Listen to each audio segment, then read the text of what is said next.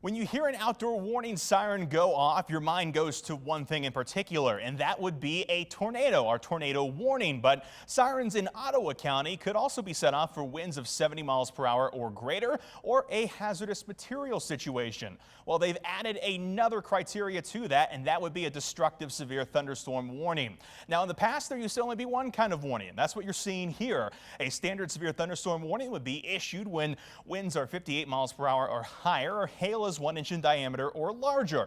And of course, this would not set the sirens off. But because severe thunderstorm warnings can cover a lot of different storms, they've added some categories here, and those would be considerable and destructive. Now, in the considerable category, we have 70 mile per hour or greater winds and hail of 1.75 inches in diameter or larger. Now, Ottawa County would already set the sirens off for winds of this criteria, so no real change here.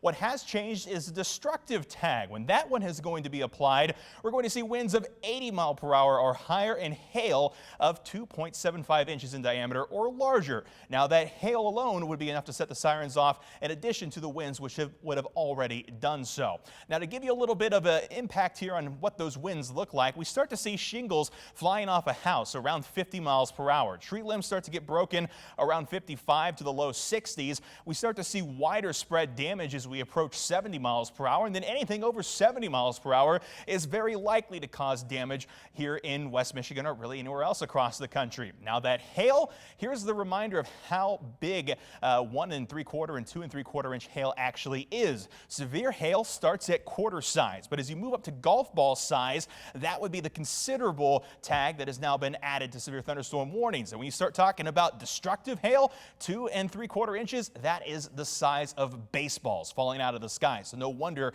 they wanted to go ahead and sort of up the language, up the severity of when these alerts come out. Now, as far as what you may see at home, if you have the 13 on your side weather app downloaded to your phone and you were to say select a warning out there to get more information on it, pull it up on your screen, this is what you would see right now. This is your standard severe thunderstorm warning.